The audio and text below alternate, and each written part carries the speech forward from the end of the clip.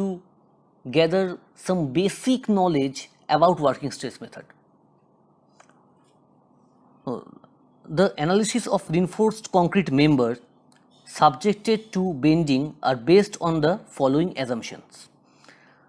First assumption is plane section of the beam before bending remains plane after bending. Second assumption is E, modulus of elasticity for the material is constant for tension and compression.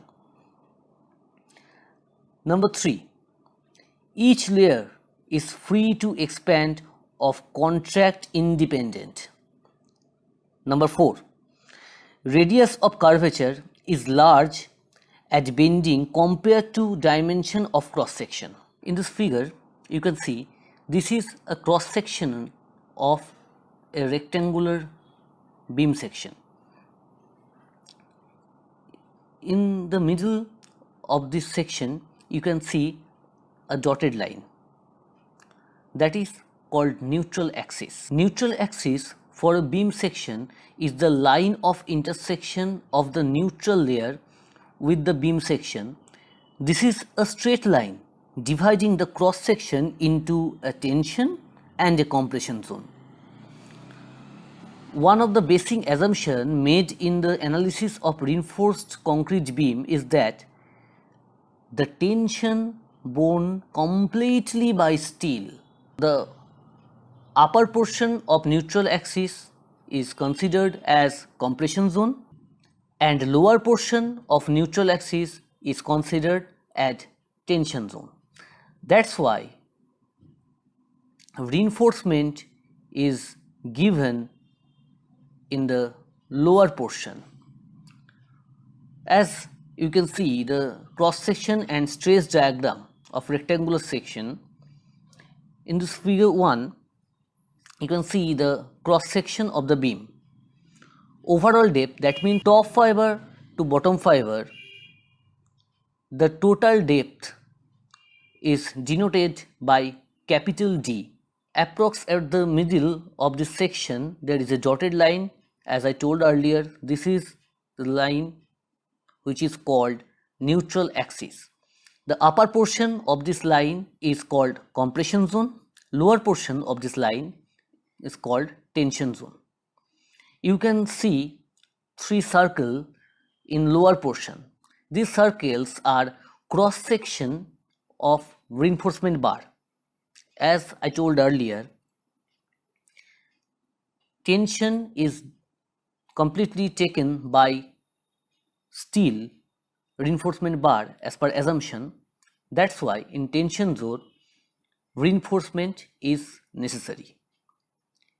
In upper portion also reinforcement given, but mainly to make the mesh. From top fiber to neutral axis is the depth of neutral axis.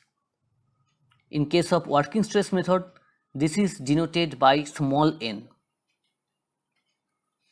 You can see the abbreviation C suffix C, that means clear cover, which is from the lower end of the bar to the bottom fiber of this cross section. Now C suffix E, that is effective cover, that means from bottom fiber of the cross section of the beam to middle of the bar, that is called effective cover. Now in stress diagram you can see in upper portion one abbreviation written, that is sigma CBC, and in lower portion up to the effective cover, that is sigma ST. Sigma CBC means permissible compressive stress in concrete and sigma ST means permissible tensile stress in steel in working stress method. Now from the top fiber to the effective cover, this length is called, actually this depth is called effective depth of the section. Few more basic concepts and terminologies before starting design. Now the term, you can see, moment of resistance. Actually we know that when load applied, a moment comes to the structure. To resist the moment, we have to design the structure. So main purpose of design is to resist the moment. That means the amount of moment come to the structure, we have to resist that much moment. So the moment of resistance is the algebraic sum of moment about neutral axis offered by the internal forces due to bending moment is called moment of resistance. So as per the concept, the value of moment and value of moment of resistance are equal. Now next terminology is balanced or economic section. Actually depends upon the amount of reinforcement, amount of steel. There are two main different type of section: balanced section and unbalanced section. In practical case, balanced section is not be designed, it cannot be designed actually, but balanced section is our reference, is our benchmark to understand. So let's focus on balanced section. This is a section in which the quantity of steel provided is such that when the most distant concrete fiber in the compression zone reaches the allowable stress in compression, the tensile stress in the reinforcement reaches its allowable stress.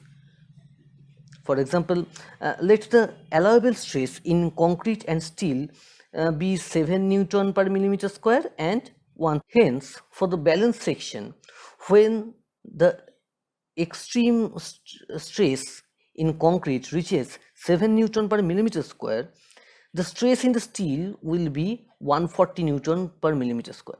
That means the maximum stresses, maximum permissible stresses reaches in compression zone and tension zone at the same time. That is called balanced section. The position of neutral axis with this condition is called critical neutral axis, which is denoted by small n suffix c in case of WSM. There is another term, that is actual neutral axis. That means in case of unbalanced section, the actual position of neutral axis, that is called actual neutral axis. In case of balanced section, actual neutral axis and critical neutral axis is equal, is in same position. The neutral axis corresponding to this condition is called critical neutral axis, as I say earlier. So we can see Na is equals to Nc. Now unbalanced section. There are two types of unbalanced section: under reinforced section, over reinforced section. Now under reinforced section, this is the section in which the quantity of steel provided is less than what is required for a balanced section. In this case, when the stress of steel reaches its permissible value, the corresponding extreme compressive stress reached in concrete will be less than the permissible value. For example, taking the permissible stress in concrete and steel as 7 Newton per millimeter square and 230 Newton per millimeter square, like earlier, respectively. Now we find that when the stress in steel reaches 230 Newton per millimeter square, the extreme compressive stress in concrete will be less than 7 Newton per millimeter square. So in this case, actual neutral axis is less than critical neutral axis.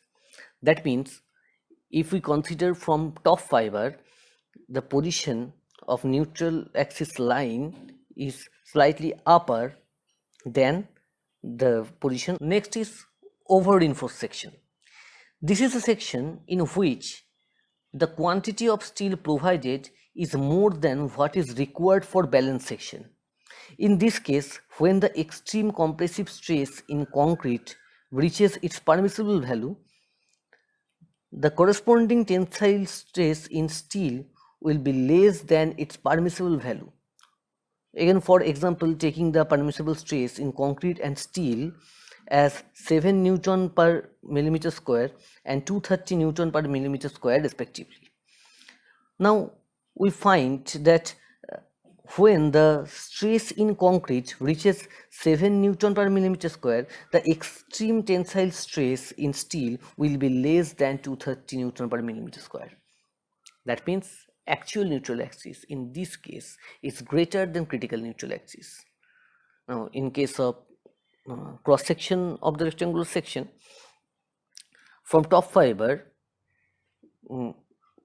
the position of actual neutral axis is more deeper than critical neutral axis. Yeah, I think this is clear. Now the next term is lever arm.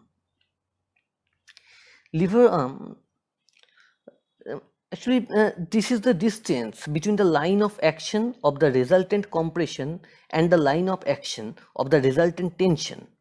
The line of action of the resultant compression is at the level of centroid of the compressive stress diagram, that is at the depth of 1/3 of depth of neutral axis, that is n by 3, from the compression edge, that means top edge, but the resultant tension is at the level of reinforcement since the tensile. So these are the basic terminologies, the basic concept of working stress method as well as RCC structure.